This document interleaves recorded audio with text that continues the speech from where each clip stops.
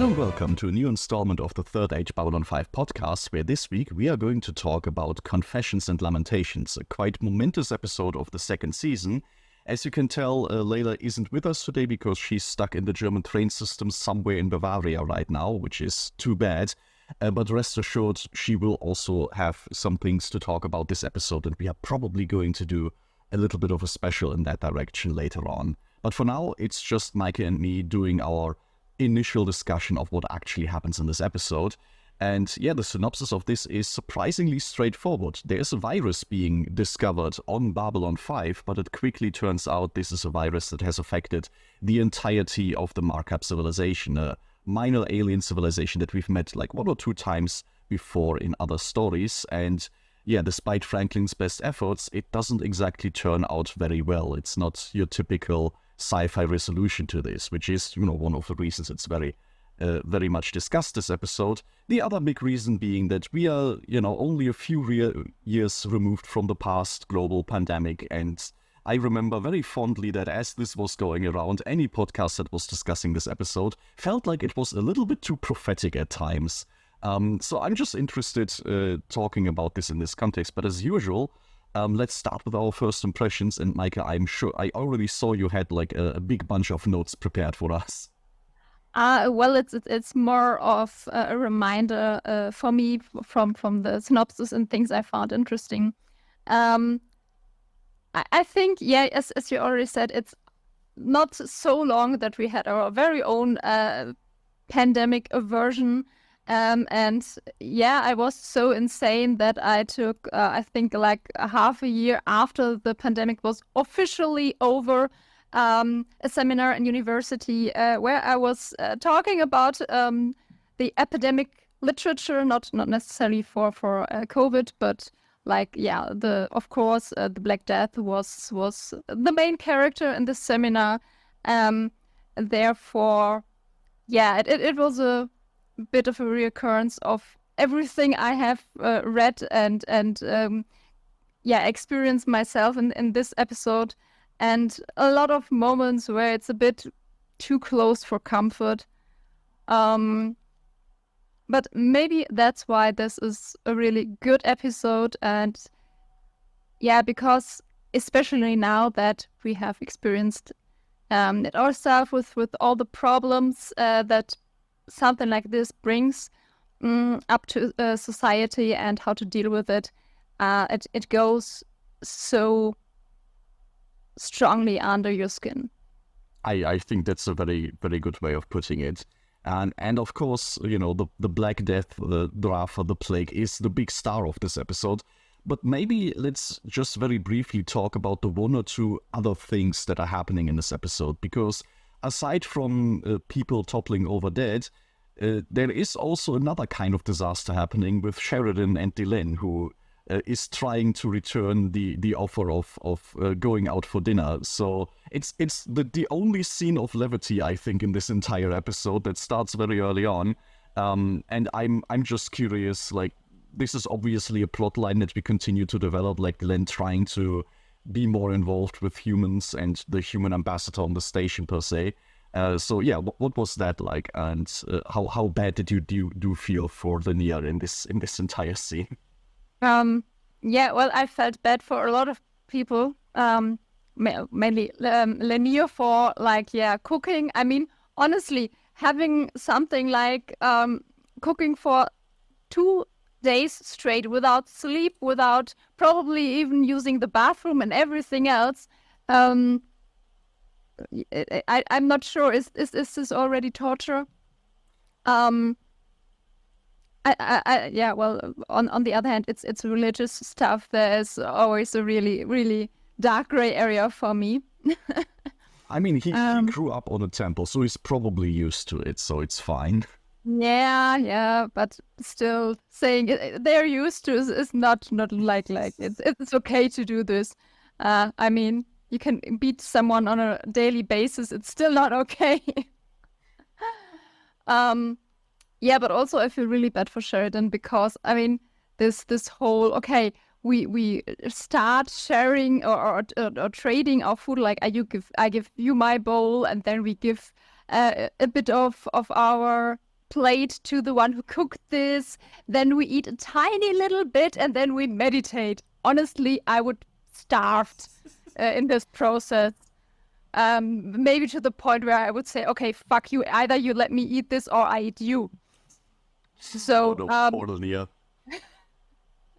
so yeah, this is really, I think I would, I'm not sure, but I think I would become rather impolite at some point and either start eating like normally or leave, because this is, or maybe putting Linear a second time through this and eating something before this ceremony so I don't starve in the process. And it's also this terrible element that it has this at the same time this gourmet restaurant quality where you go through all of this ritual just to have the tiniest piece of food on your day. It's not the greatest thing. I mean, it depends if you how many plates you get handed.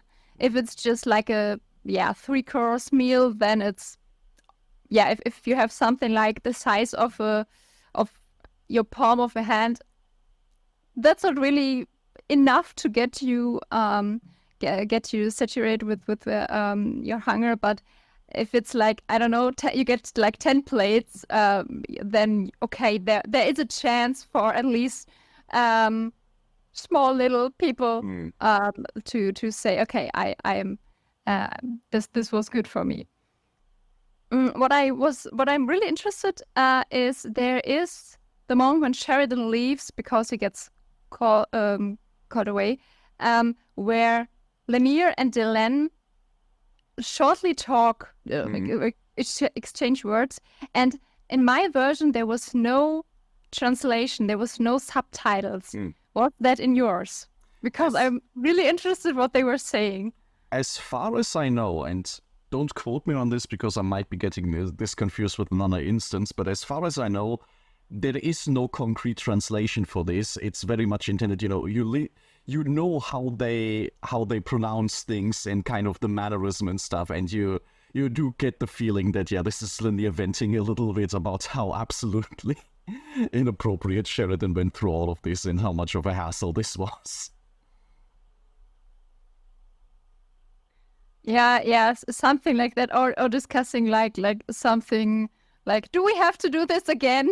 Yeah. I mean, maybe it's also him, telling Dylan essentially, I told you so, that this wasn't the brightest idea to come up with.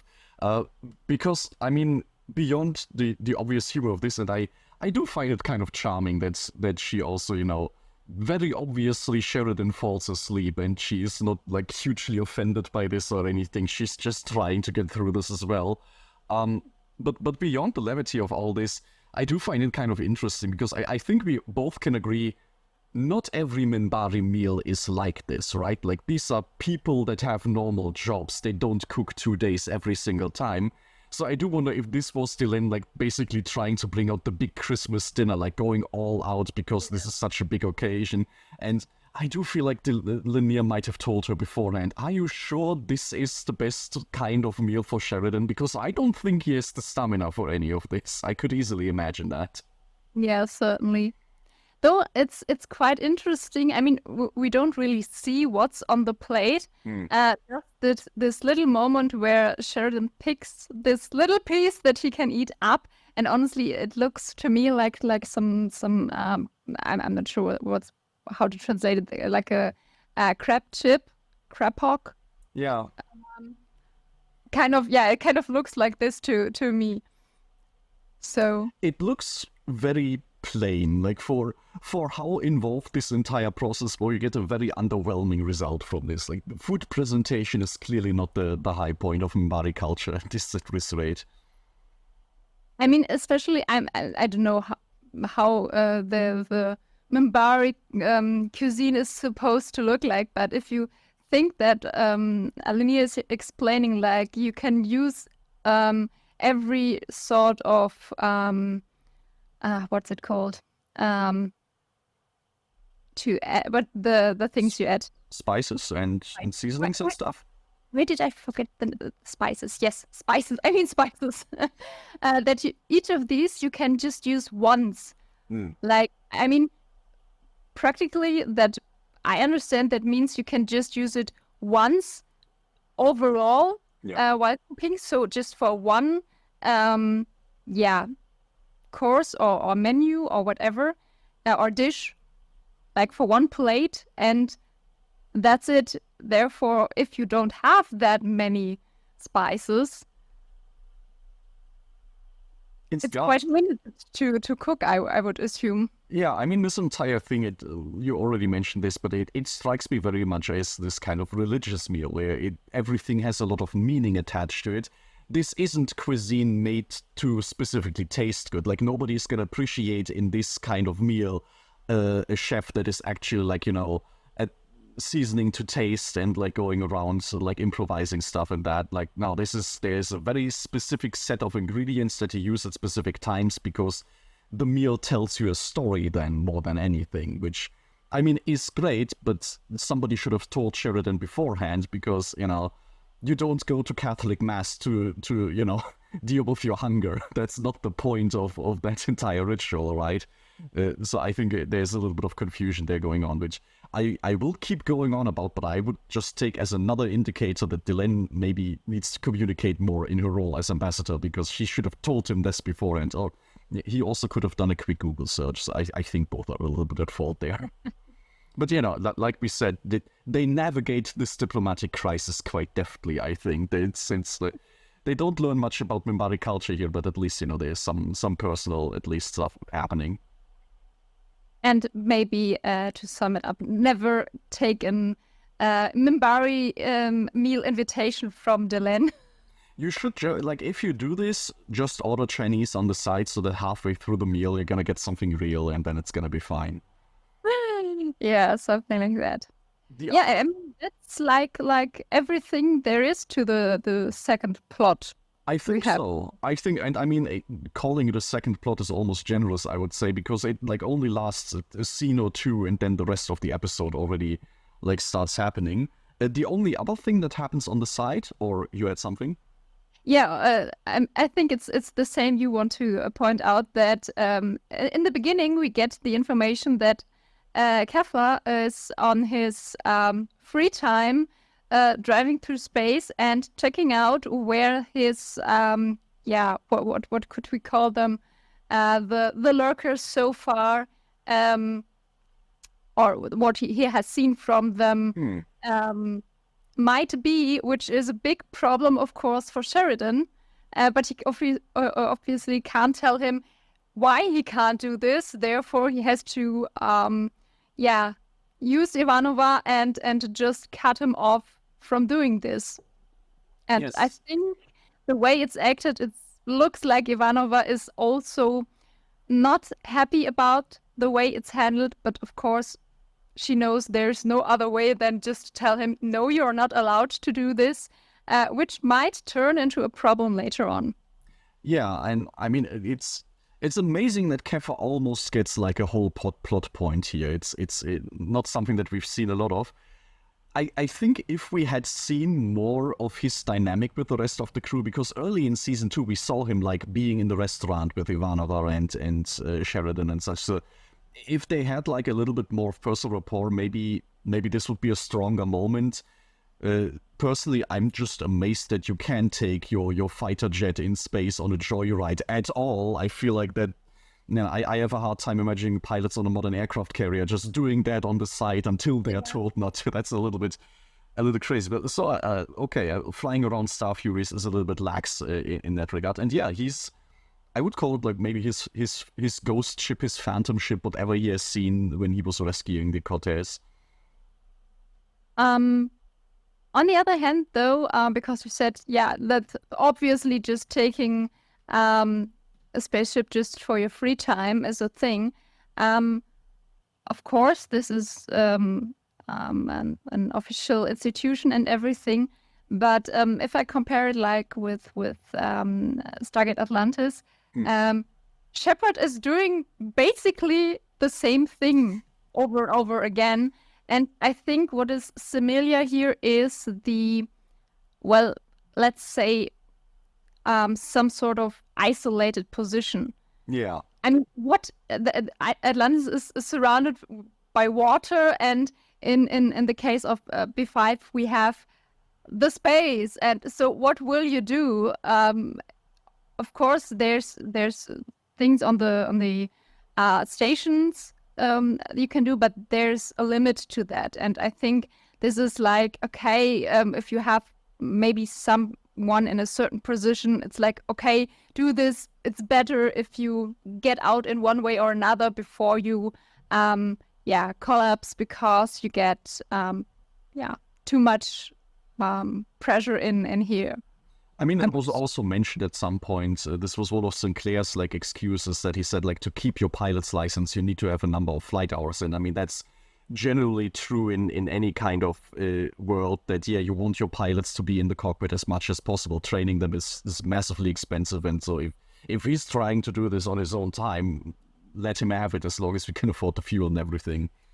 The only other thing I had on this point that I noted down is I really enjoy that we see kind of a normal day in the life of a Star Fury pilot. Like, whenever the new Star Furies were brought to the station and stuff, it's a sci-fi show. Of course, we're thinking of, they can go into big space battles and defend the station when aliens attack and stuff like that, which, sure, yeah, that's some of what they do, but this is mainly a neutral station in neutral territory. Why do you have Star Furies? Well, to check out if there's a ship that's being, like, late, if there's any kind of accident that might have happened, to secure the sector and stuff like that. Like, these guys don't just go out on combat missions all the time. They just have very mundane jobs to do, and rescue operations are part of that. They're, in this case, a little bit more like the Coast Guard than any kind of military, and I enjoyed seeing that there's just this variety to doing things.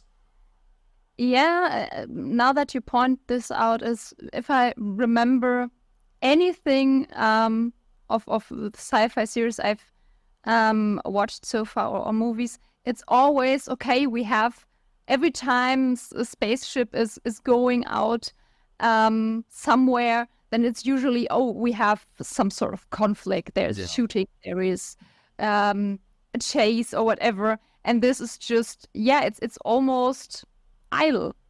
Yeah, I mean, you mentioned Shepard and Stargate Atlantis, and I think that's not a terrible example, where the puddle jumper is, you can fire drones with it, you can fight with it, but most of the time it's convenient transport, and it has a bunch of technology on it that you can use to resolve problems. It's like much more utility vessel, and seeing the Star Fury in this role is kind of cool. Also, that they have like these little grapplers that they can hold stuff onto and stuff. We haven't seen this much, but it's just a nice piece of utility to have. And also this idea, okay, if something happens to your spaceship in space, like, what are you gonna do? Yeah, you're gonna send a distress call, and in Babylon 5, they can't send the Enterprise to save you. They're gonna send a bunch of little smaller ships that can do at least something, which is nice. Yes, and in this case, they pull in the Macap transporter ship. I wrote its name now, the CAR-T, which is filled with dead bodies. Yeah, which is, I think, the final nail in Franklin's little investigation. Like, even before this happens, he has this moment where he talks to Dr. Lazaran about the fact that, man, there's just a weirdly high amount of natural cause deaths among your people on this station, and you just keep sending out these death certificates, and I'm just getting kind of curious about what's happening there. And as soon as you have an entire ship of dead markup there, that's pretty much the point where you can say, okay, guys, something is happening here. Like, what's this?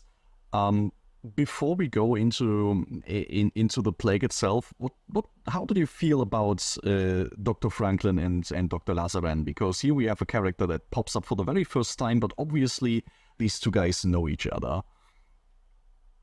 I think the whole relationship is really well written, or at least played, because I totally buy that they know each other for a longer time, obviously really long. If you think about this moment where Lazaran is lying down and talking with Franklin, like, I was trying to remember when we met, and oh yeah, you were tingling around the galaxy in outer space and hopping from ship to ship. And what I really, really like is that how the actor of Lazarin is doing his job, because I think that he's really, really doing a well job, especially the moment where he is talking about the plague and its origin. The emotions really get through. I completely agree with you there, where he has to be like one of my favorite side characters that we get to see in this show, because he's also just in such an interesting position from the very beginning, where like Franklin isn't the easiest guy to be friends with, I would assume. Like, it's from everything that we've seen with him, and you immediately get to see like they have a lot of tension going on, but at the same time there's also this like fundamental respect for each other. Like I never get the sense that Franklin really wants to override Lazarin's authority or anything at that point, which he's prone to do with many other people. And I am very happy that you mentioned this. It's such a nice callback that, Franklin was hitchhiking through the galaxy. He knows a bunch of alien doctors. I mean, even just the fact alien doctors are the thing. If a markup gets sick, before he goes to MedLab, he might just go to the markup doctor on the station. It's such a nice little detail to have. And I'm just very happy to see something like that, and just to give also such a major role to a completely new alien character in this episode is just really nice to see. Yeah, I have absolutely nothing to add to this, because I'm still astonished how great this character is written and played, and fits this space he's occupying really well. So then, how do we want to tackle the outbreak itself? Because you already mentioned there's like several layers to this, where there is the Drafar as the plague and kind of its history among the markup people.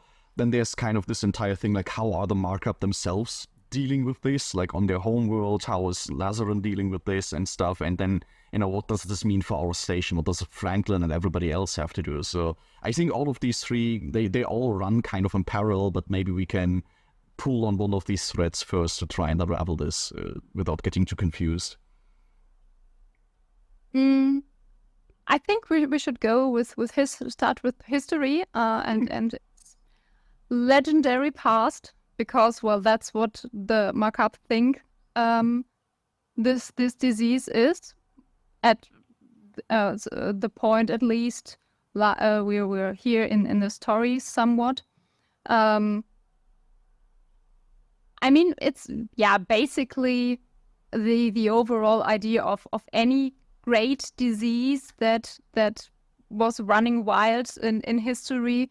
It's obviously highly contagious. It's deadly, and therefore spreads like a wildfire. And of course, they think this is some punishment of God. And of course, those who are like loyal to God or morally upright, or whatever kind of description you want to use in this regards, those are safe from the disease. And of course they are not, because a disease gives a bloody fuck about your religion.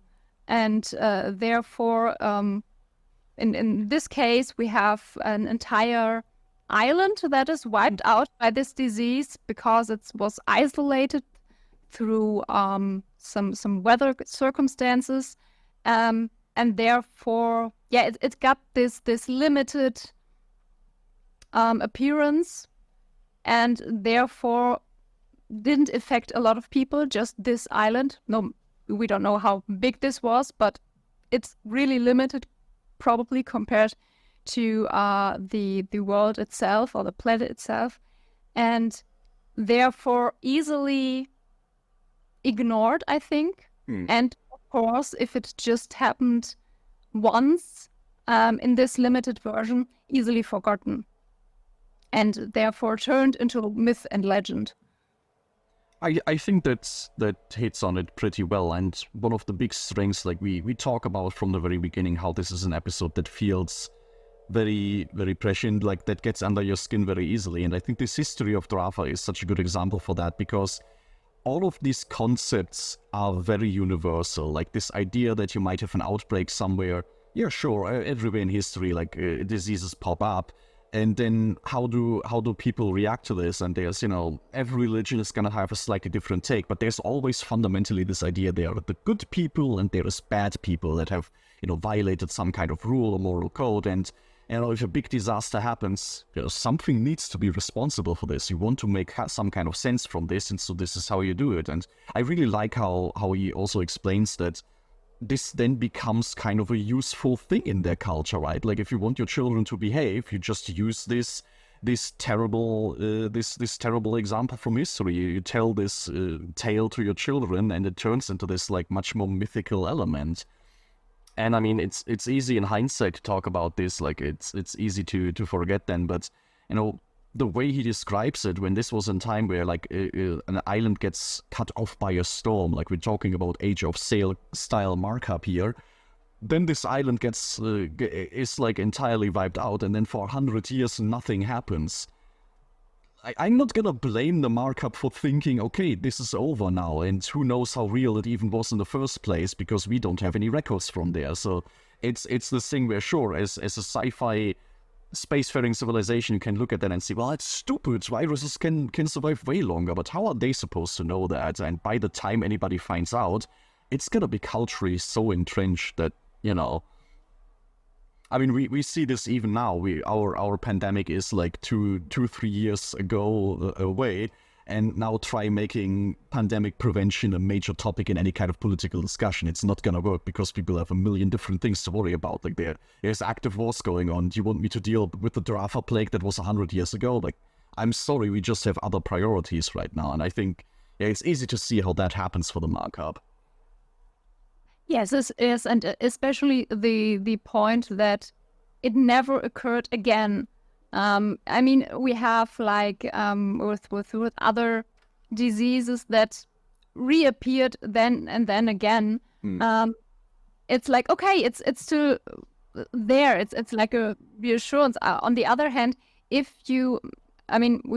like you said, we're talking about way back in history of the markup.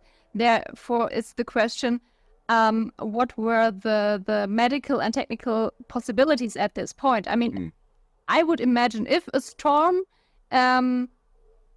is able, okay, it would still be able to cut off an island today, but to completely be cut off, not reaching anyone, and yeah, like so long ago, the question is, did they were able to like collect some samples? And on the other hand, if you just have the dead bodies lying around, how much of this disease is there still to be found? Yeah, therefore, I mean, what would they be able to recognize that? Would they be able to, do anything about this? Or, at this point, they might also just as well say, okay, this island was cut off by the storm for a little while. We have no idea what happened. We're just going to quarantine it for the next 100 years, which, from their perspective is a perfectly sensible thing to do, but it will also mean that, okay, any research done into this is going to be doomed because nobody's going to go there doing samples, which, once again, it might be smart. You don't want this disease to spread, but it limits your options so much. It's a tragic backstory for this thing, which I think it just goes beyond just saying, oh, these aliens are stupid and this is why they all die. No, it's a very, very relatable kind of history that they get. Yes, and if we go then more to the present, I mean, okay, there's a lot of religious justification there, where I'm completely out of. But I mean, we experience it ourselves. People tend still to be stupid and highly rational things. I mean, there are like a lot of books that more or less record what happened, how the people reacted when the Black Death was around. And yes, they acted highly stupid, but on the other hand, this is not much different than what has happened with our COVID epidemic or pandemic. therefore, if fear goes around, people always act irrational, and this is the problem here. Like everywhere else, the markup get scared. They're the terms used is hysteric. I don't really like the term because of its historic problematics, but yeah, they're this close before going into a frenzy. And I mean, the people around, the moment this gets out, react accordingly, and yeah, they find like Garibaldi says, they want a scapegoat, and they have them here because it's at the beginning is just the markups that get sick. And I think it runs the balance here quite well, where I think it's very easy to be mad at the leadership of the markup on their home world, who should have like acted immediately. But you also get this entire story, like Lazaran tells it, where it's very hard to imagine what the good version of this looks like, because you have the family that immediately like tries to hide the first infections because they're a family in the middle of markup society who will be ostracized massively if this comes out. You can see how the societal pressure is on them, so like you can blame them for not standing up for the greater good of everything, but like none of them are gonna be medical experts, none of them gonna know it's this plague specifically, none of them are gonna know how to react in this situation. Fine, I'm not gonna blame some random people among the markup to not do anything, but because they don't do anything, by the time the markup leadership learns about this, there's already like 15% of the entire population infected and on its way out to die. What's your good political move here? Like, sure, you should pump any and all resources into research into this, but we know even in the real world, like getting a relatively simple vaccination on the go is a complicated process that took a few years, and you know, by the time this time has passed for the markup, it's essentially already too late. And then you get to somebody like Lazaran, who is very clearly fully aware that, you know, hiding these deaths and creating false death certificates is wrong. But what is he supposed to do in this situation, right? Like, it's everybody there is in such a bad position that you can look at it and say, well, everybody should have done better. But what concretely that means, I find like very hard to pinpoint down. Yes and no. Of course, it's really hard and problematic, but a start is always to talk about a problem. And especially openly talking about a problem. This is maybe as hard as everything else, but if you don't talk about it, it's like ignoring or hiding it. The little thing you can do in secret is, in this position where you have, I mean, it's like globalization with us today, where you have people from everywhere around the world moving around, and therefore bringing one disease to another place and forward. And we have this here in B5, and they are just like, no, we're not talking about this because this it feels like the reasoning is we can't do anything about this at all, so why worry anyone? Why make them scared? And on the other hand, the religion is like, we can't put our people into a difficult place. It's they are morally they are more than proper here, and that's highly problematic for me. It's just like, we ignore the problem and act as if there is no one else in the galaxy, in space, and that's just not working. But I think yes and no is putting this precisely right then, because on one hand, I completely agree with you. Like the best solution for the markup would be to just be a less prejudiced society, like just tackle this problem as a scientific problem. That is completely right. On the other hand, you know, I can completely understand why living in markup society, none of the players involved now have the equipment to do this in the face of this pandemic. Like, this should be a societal problem that they should have probably tackled a few hundred years ago to get to this point, to be more open on this. So yeah, it's at least for me a little bit this thing where I can see where the issue is in their culture. I can't point to anyone easily and say, that's the guy who should have fixed this, right? The last thing to this is, talking about tackling these problems openly. It's interesting that you mentioned this because, of course, our crew on Babylon 5 is confronted with exactly the same problem. We have a deadly plague on our hands. We don't know if it's transmissible across species. We don't know how deadly it is. We don't really know if we have a cure for it. So are we just going to make a big announcement for everyone? Or is this risking a panic? Like, this is exactly the consideration that they also need to make. And you see very quickly why people would be hesitant to talk about this problem before it is resolved, because immediately we get into this whole scapegoating like you were mentioning. Yes, of course. I think this is more of a temporary problem. Mm-hmm. I think the point is, the bigger elephant in the room here is that if you hide something like this, and usually at some point these things get revealed in one way or another, there's no longer any kind of trust. Yeah. And that's far more damaging than the temporary problems you can get through this, to revealing, okay, we have a really big and dangerous problem, deadly problem. But if you communicate, it's also a point how you communicate it. Of course, there will always be people that fall into fear and panic and do highly irrational things. But yeah, I think, at least for my ethic and moral feelings, this seems to be the better way.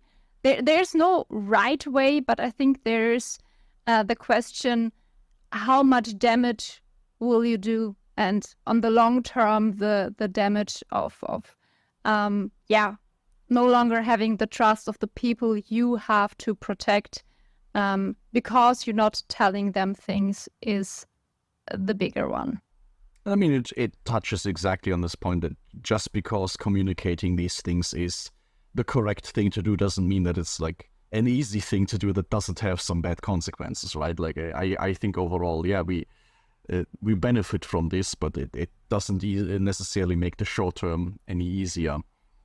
If we're talking about scapegoating, one of the things we of course get to see a lot of is that the markup themselves become the scapegoats, and anybody who already has anti-alien sentiments, which is all basically everyone already, really takes it out on them. We get a really nice scene with Garibaldi there, where he has to go in there, and Garibaldi is kind of our everyman in this show, right? So of course he's a human. He looks at this markup on the ground, and of course he hesitates for a moment, because he's like, I am just about to possibly get myself into the worst possible plague that I've ever been in, and then he does it anyway, which I think is just very nice to see. Like, yeah, not everybody is gonna be this ideal utopian human who just does the right thing immediately. It takes him effort to do this. It's a struggle, and he does it anyway because it's his damn job and he believes in these ideals, which just makes it more powerful to see, I think. Yes, and also on the other hand, I mean, if you think about it, the people that are beating up this markup, they interact with the possible disease carrier, and I mean, it's highly stupid. It's like, oh my God, we have a potentially not a potentially, we have a deadly disease running around that potentially could mutate, and we get it. And the next best thing they do is go and cuddle with the infected one. I'm sorry, this is like, yeah. It is, but then, this is one of these things where maybe 5 years ago somebody would have looked at this part of the episode and said, "Man, that's a little bit of a caricature here. Like, sure, people do stupid stuff, but maybe not that stupid." And then we have our own pandemic where people start fighting over toilet paper. So, at this people just will do stupid things, and yeah, that just comes down to the fact that in this situation, people aren't just always acting rationally, and that's just the way humans and assumingly a lot of aliens are like as well. So it's just what happens. I think the other, maybe even more insidious type of scapegoating that we see comes from the markup himself. Their ambassador is Fashara, if I have noted this down correctly. Mm-hmm. Who, I mean, to be fair, he is in a terrible position. Like, he's just managing the downfall of his people at this point. Like, by the time any orders come down his chain of command, it's already like, yeah, everybody is infected in this tin can in space. So are you gonna lock yourself away or not do that and get beaten up by everyone? Like, I mean, I don't like the guy from his portrayal in this show, but on the other hand, like, what is he supposed to do differently here? But what he does do is immediately go for the conspiracy theory of, what, maybe the plague isn't even real. Maybe somebody poisoned our water supplies, which isn't 100% no coincidence that this is exactly the conspiracy, like going back to medieval things, like the Jews poisoned our wells. Of course, it's this, and yeah, it's just thrown in here on the side. Nobody really even entertains this idea for any prolonged time because it's very obviously very stupid. But yeah, of course this comes up as well. Like, of course you're gonna make somebody the enemy here, and the smaller and marginalized the group is, the better. Well, you say no one believes this. At least the ones we see don't believe this. I'm pretty sure there are more than enough, like Macab or any one related, that do believe this, because it is something easy to believe. It's really simple in its schematics, and on the other hand, it's an explanation, because then it's something you can see, you can easily understand. It's like on the same level like ancient Greece when thunder was going around and everything like a really, think of a really bad thunderstorm, and the people, oh yeah, Thor, not Thor, that were the Vikings. No, Zeus is really, really angry at us. We did something wrong. It's highly stupid, but it explains the situation, and therefore, makes it easier to fathom for those people. And the same is in this kind of situation, which we all experienced with the epidemic, with COVID. There were a lot of people running around. Yeah, it's like this. It doesn't exist, or this and that is the reason why. I mean, of course, there is a logical, scientific reason, but for most people, this is so far away from their reality that it's harder to believe something like that, which is not an excuse. It's just an explanation why these people act the way they act. I think the key difference where I do believe Babylon 5, is this slightly heightened reality where you also have to be very careful with drawing the real life comparisons, but like just strictly thinking about this in the confines of the Babylon 5 universe, it gets even worse because there is a lot more merit to this theory of the markup than in any kind of real world conspiracy, because like the markup tells me, oh, maybe it was the humans. And I look at the humans, at like the Home Guard guys using like cloak techniques to poison the Vorlon ambassador. And it's like, yeah, it's very hard to say that it's a completely stupid idea, because that is definitely something I know at least 3 different factions of humanity of that would absolutely do it if they had the chance. And I think this is, in real life, it's very often not the case that you can easily point to this and say, oh yeah, they actually did a bunch of weird stuff. But in the Babylon 5 universe, you have this added level of, we spent so many plots about like people doing assassinations and like weird conspiracy things, that it's just even harder to deal with, because now you have to explain to the markup ambassador, oh no, these 5 plots of like trying to kill all the aliens, they were real, but this one isn't about you. This is like a normal occurrence. And as soon as you get into this territory, it's so much worse to deal with. Question though is, do we believe that because we've seen the story plot of B5, or like is this some kind of information that is openly, let's say this carefully, openly known in the B5 universe? Like different kind of perspective. But I think that this perhaps makes it even worse, because then we get, if you think about something like the COVID, it's on this level where everybody kind of knows that shady stuff is going on, and then just everybody interprets it the way they want to. Like every on every side of the political spectrum, everyone was talking about the fact that there is media out there that manipulates news about COVID. Everyone says this, everyone complains about fake news, just everyone points at the other side of the spectrum and says, those are the fake news. And I think this is where Babylon 5 is probably also at, where everybody kind of has this nebulous idea that, oh, there's plots going on and there's conspiracies going on, and like some humans are very xenophobic and they would probably do something like this. Nobody has like a clear understanding of what is actually happening, but this idea that, some news might be fake, some things might be a false flag operation or something, that's just very easy for everyone to adopt this as an explanation for everyone, and it just gets then this much harder to dispel. Like, for every time one side talks about all the fake news and the lies the other one picks out, the other one just needs to point at this and says, well, but there you said something that wasn't exactly right. And then it just becomes this shouting match where you get into this state of discourse of facts don't matter anymore, which wasn't there 30 years ago when the show was made, but still feels very, very well represented in this episode. Definitely. We have in the middle of all of this a little ray of sunshine. Do we want to go further into Delenn and stuff? Definitely, because honestly, I'm leaning more to the end of the overall episode and the plot. I'm not sure if you want to say something to the beginning.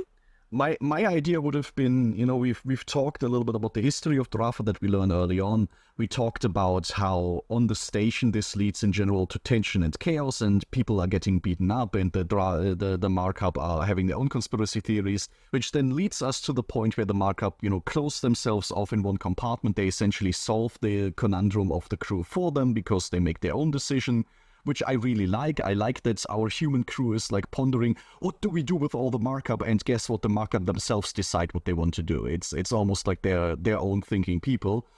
And yeah, then we get to the point where Delenn and Lanier go into this compound. And then I would say I would rewind a tiny little bit to talk about how Franklin pursues the cure for this the entire way through, which then leads us to the end when he rushes there. Is that fine with you? Yes. All right. Delenn in this episode has this quote that I think every discussion highlights, and we will do the same, where she says, I didn't know that similarity was required for the exercise of compassion, which is, we're talking about the scapegoats and we're talking about all the things that go very, very wrong. And there you have kind of this mantra that Delenn tries to embody, that, this is how you solve this kind of issue. She doesn't have any medical expertise to solve this, but she can go in there and help. And I think what is very nice about this episode is that we see the markup, on the height of being, in this conspiracy theory and afraid of everyone. They're getting beaten down, they're blaming each other and their morality and stuff of this. But when Delenn tries to just go in there with honest compassion, it's also something that the markup accepts. Like, in the middle of all this chaos, it's not like they are so far gone that there's just nothing you can do for them. Like, no, when they are actually sick and when it's in the worst case, being compassionate is still something valuable that you can do. You can extend this hand and they will take it, which is just very nice to see.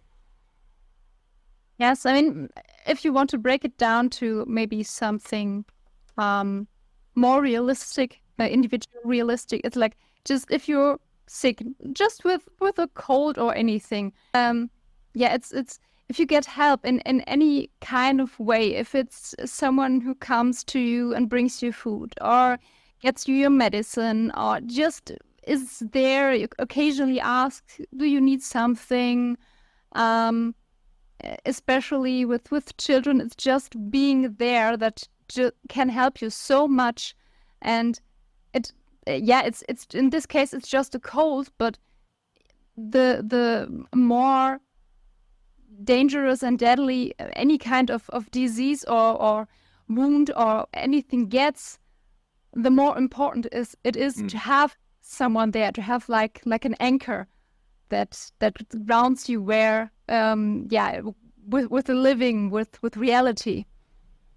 I think that's absolutely right. And I think, maybe let's make this connection, because I mean, one of the reasons I'm always so interested in, why we started out with our tapestry segment and why I like talking about these threads is that I think a lot of Babylon 5 has these thematic connections that are sometimes left by the wayside. In this episode, why do we have a plot about Sheridan going to dinner with Delenn in the middle of all this pandemic? Like, sure, it's a little bit of levity and all that, but I think it's also very fitting here because I love Delenn, and as much as I love her as an individual person, I think, Delenn as just Delenn is very compassionate. I think it would also be reductive to not acknowledge that so much of her compassion is informed by the religious part of her culture. Like, as much as, I don't think both of us are hugely invested in any kind of earthly religion.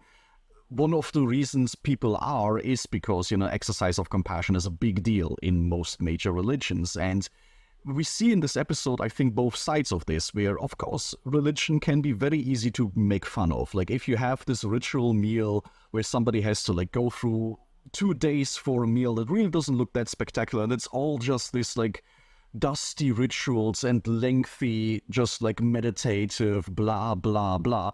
It's easy to look at that and be like, well, that's just, it's silly. Like, why are you praying to a guy nailed to a cross? That's just fundamentally kind of an odd thing to do.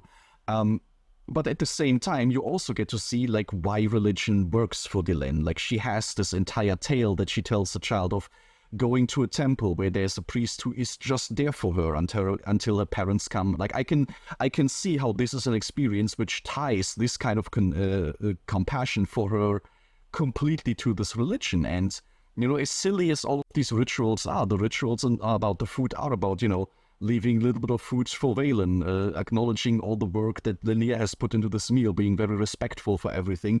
It's beyond being dogma and beyond being a big sham to make people more easily to control, all the things you can say about religion.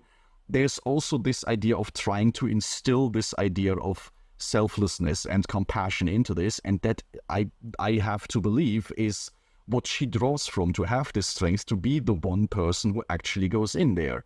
And I think this is also part of the point that Babylon 5 makes here, which, it is written by an atheist. It's not like JMS is sitting here and trying to preach to us the gospel. But this is, I think, him acknowledging that, this can be a strength of somebody like Delenn, who just draws this strength from her faith. I would add, it's not just a religious thing. It's psychologically proven that the most important thing in your life is your social connections, and regarding how strong these connections are, and well maintained, the happier you are. Especially with things also. There is a reason for the saying, the more you give, the more you get, because it is just that's just how social life is working. Which unfortunately a lot of people do not understand, even those who consider themselves religious. But overall, this is a really, really important point of human being, of human interaction, and also a big part to find fulfillment in life.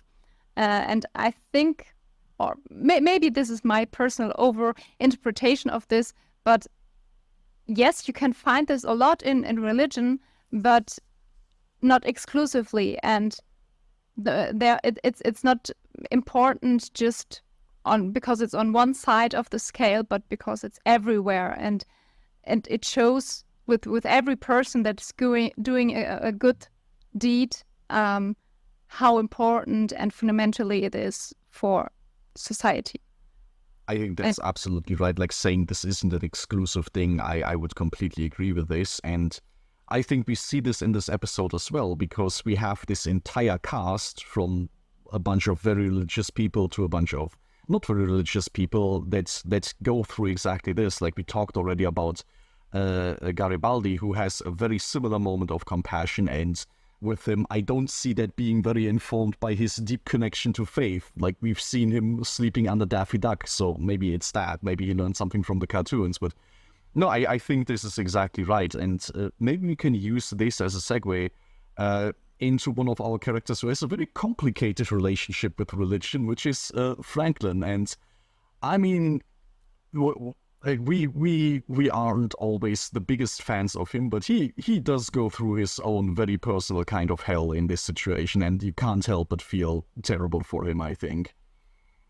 Yes, of course. I mean, on the other hand, there are a lot of Marquette dying.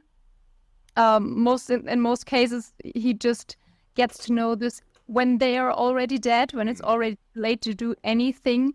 But then with the process of him, when he gets to know of the disease and and starts investigating it, it gets harder and harder, because he knows time is running, and if he doesn't beat the time, beat the clock, it's too late, and it's getting really dramatic turn, of course, the moment that Lazarin is going in with all this and saying, okay, I do the potentially dangerous autopsy on one of my people and stay in this isolation to not spread it further, which is really interesting to see that at this point, and then at a later point when the first other species dies. I forgot.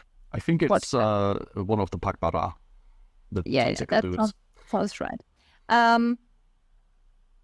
At these two moments, we have a really big moment of hesitation within the doctors. The only one who is going full there on track is Franklin, and the rest is really hard hesitating, which kind of feels a bit wrong for me. Of course, it's more dramatic and reflects the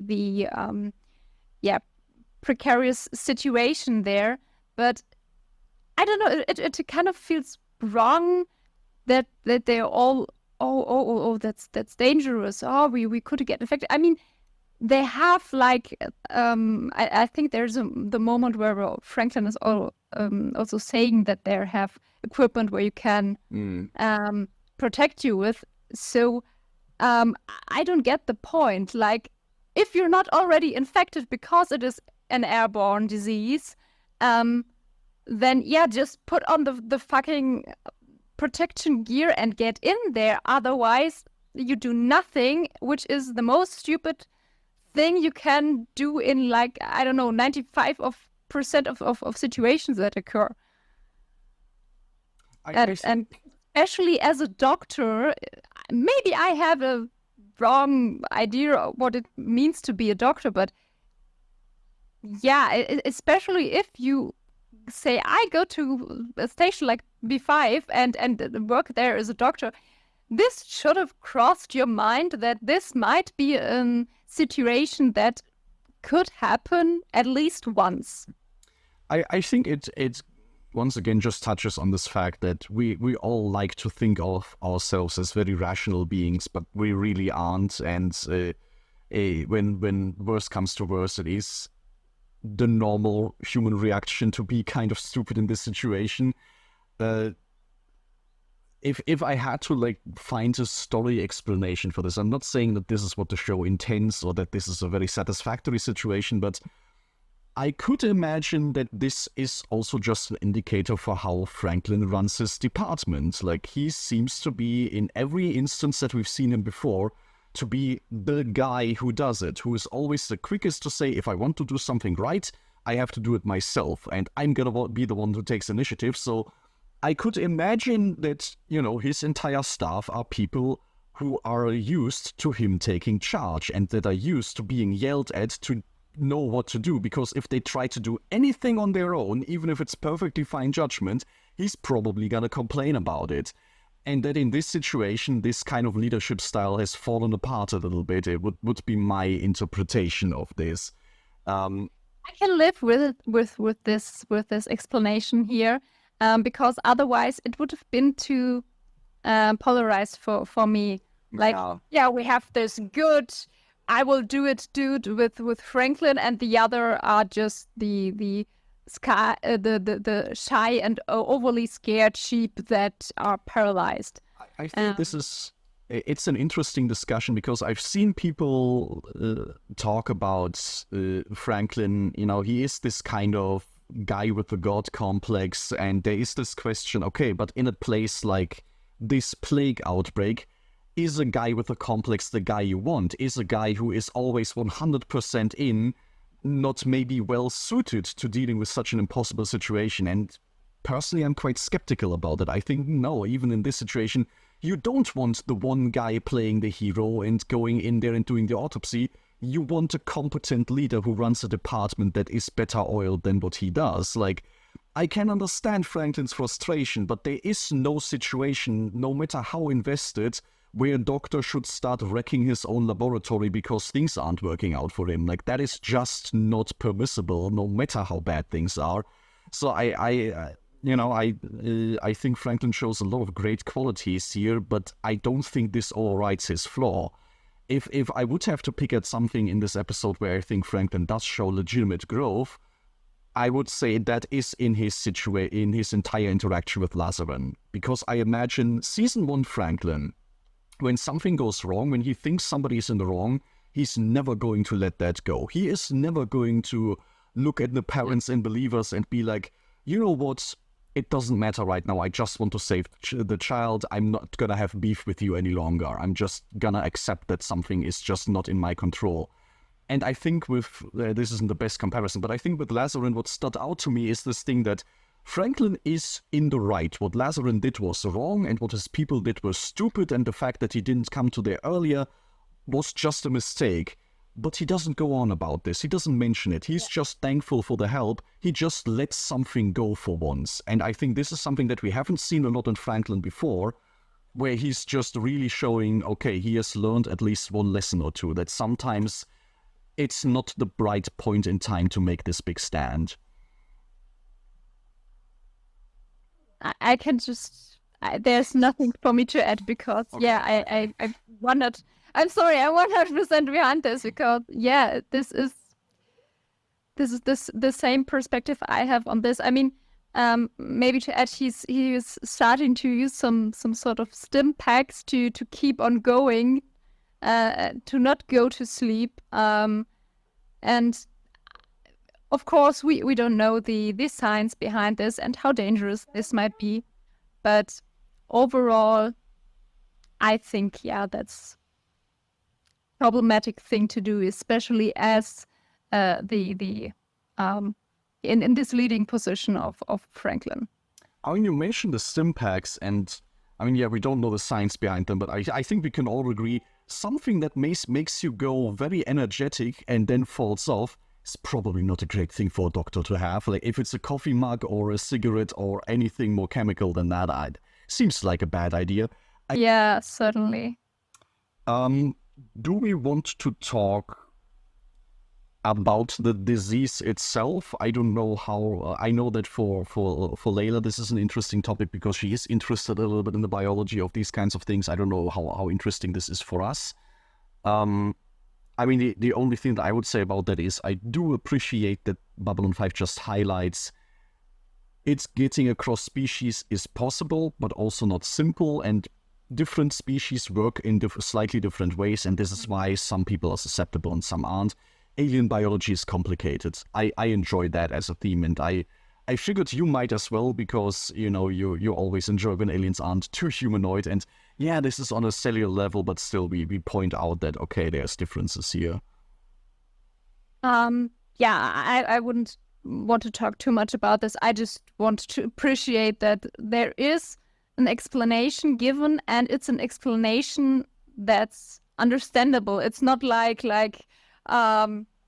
have these crystals and they glow and then they don't glow, and that's a problem because it's a relatable explanation we get here, and which is just gives the science part of science fiction a good representation, because there are, at least in my perspective, a lot of science fiction stories that if it's really a heavy science fiction world, then it goes so far off from reality, like I said, with some weird crystals that open portals and stuff like that, which is totally legit to use.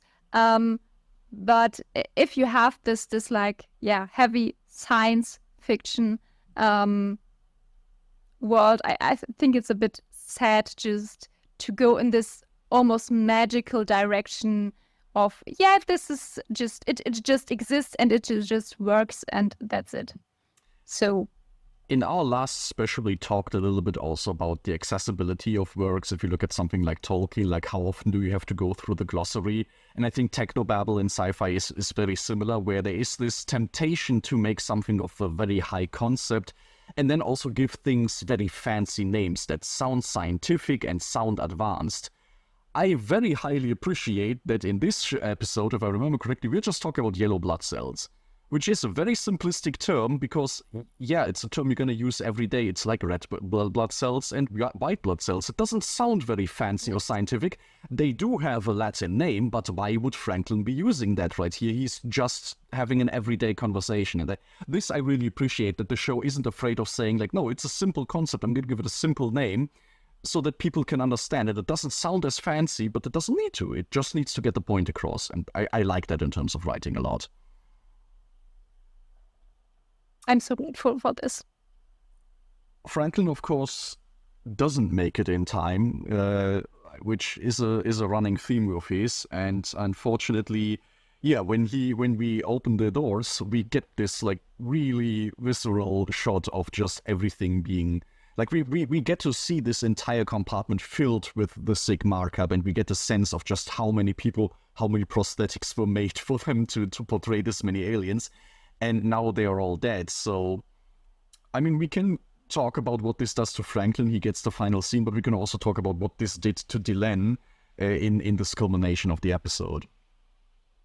I mean, it's like losing on both sides. I mean, to have finally found a way to potentially help and save people, and then to realize, okay, we are too late. What is good here is that we don't know how much too late.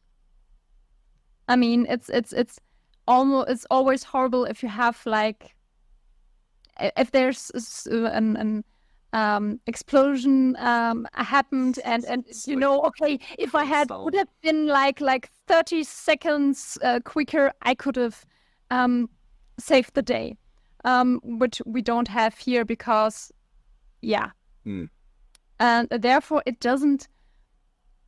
Maybe it's just my perspective again. Maybe not that intensive in emotions, but of course it's still a devastating moment from Franklin's perspective, because you walk in and everyone's dead, which is also to realize all the work that was done was too late, and Lazaren's sacrifice might have been also preventable and of course unnecessary.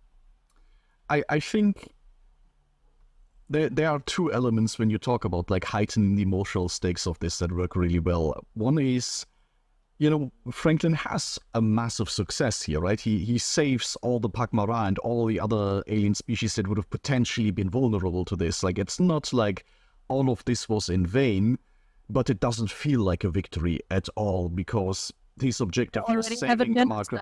Exactly.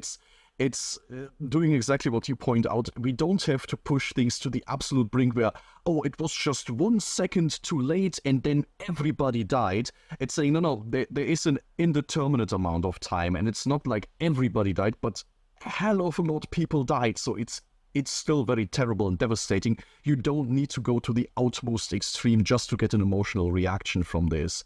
The other thing that always sticks with me is that yes, he is too late, but at the end of the day, this was relatively easy, right? Like, this is a cure for this disease that was made in a lab on this station by just his team. It's not like for years entire planets had to pump their resources in this.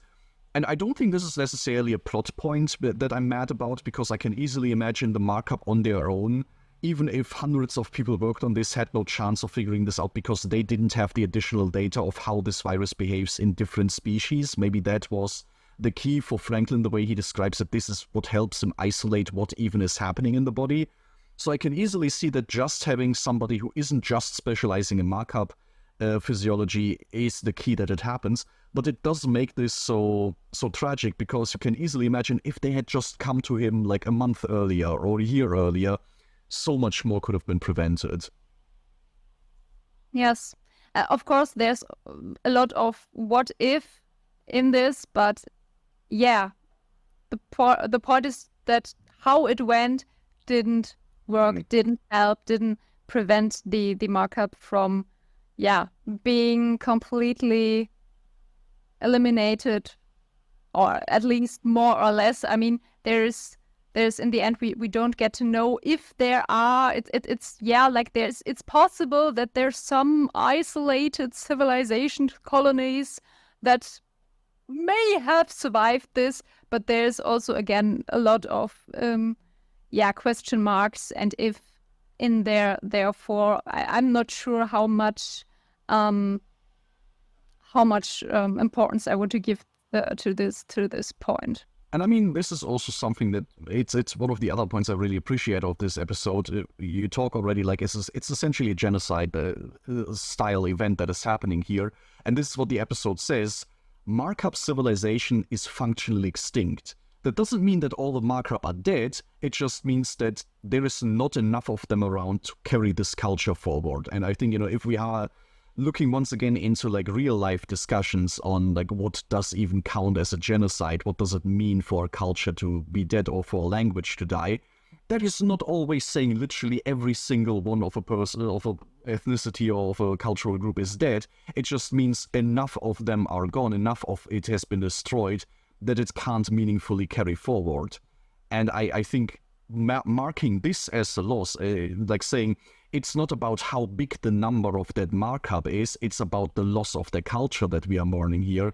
I think that's a very nice nuance to set, because usually we don't get this kind of differentiation in sci-fi, and it's very nice to see. Like, it's great that there's still markup around, and I can easily believe that there's like thousands of them somewhere, like on isolated stations and stuff. It just takes one station like Babylon 5 where they didn't get like one ship over there that had an infection, and that's fine, that's great for them.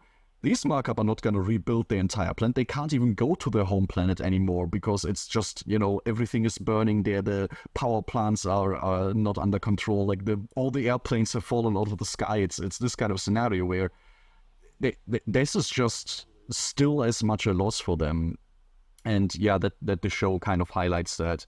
And I mean, if we are talking about this final scene, then also we get immediately sort of the interspecies cultural reaction to this, which is just the final death nail for Franklin, I think, where he's just, fuck this, and walks off. Which I can totally understand, because I mean he invested so much energy and time. He lost obviously a friend, and still couldn't save these people, and then it's just turns into some really, really cheap conspiracy theory. Yeah, and just a cheap joke as well, where it's just like, Yes.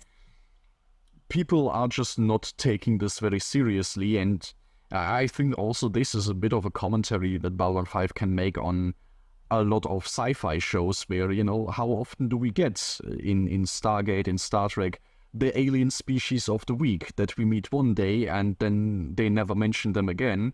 And yeah, a lot of people on Babylon 5 treat the markup this way, like, oh, they're gone, but like, who the fuck cares? Like, they haven't played a major role in the story so far, so we might as well just, make a joke about it and forget about it. But, this idea, do you have somebody like Franklin who has a personal connection to that and, actually mourns it? On the other hand, you do not need to have some personal connection to not make a stupid joke. It shouldn't be necessary, but once again, we've seen in our own pandemic that, that doesn't always work out that way very well. Yeah. Maybe a short notice to Dylan and Lanier when this compartment gets opened. I totally felt her breakdown on Sheridan, because I mean they were in there and they were dying people all around and they could do nothing. They could do nothing to help these people. I mean, of course, that there's someone there can be kind of help. I mean, we have Lazaran when he dies, that he's or is in the process of dying, that he says that he has some strange surge of euphoria, but still, maybe this is kind of problematic to say as a not dead person, not a dying person, but from the perspective, it is easier to die than have people watch someone die.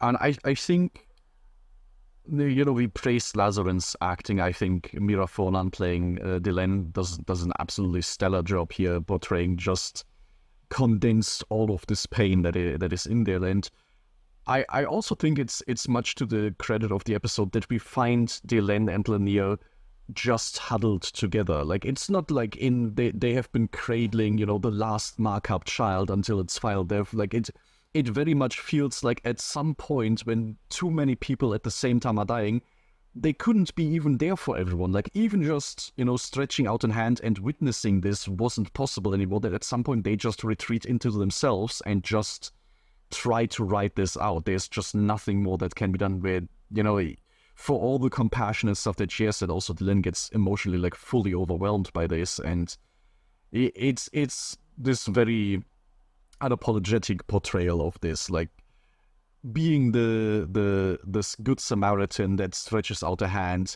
doesn't always come with the satisfaction of, oh, I helped somebody. It doesn't always come with this, like, feeling of, oh, I did a morally very great thing and I feel good about that.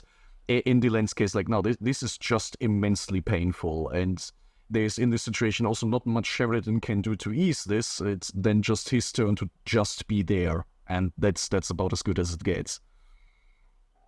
Yeah, I have to remember the female doctor that got this alien technique to heal people on her own accord. She said in the end, it's the right thing, and doing a good thing is not always the same. And yeah, well, the right thing is to be there for a dying person, but it doesn't have to be a good thing. Yeah. I think that sums it up quite well. I mean, yeah, it does. I think you can't really end this episode on a high note, but I think it's a higher note, at least with this compassion, than the stupid joke that we have at the bar. So I think that is something.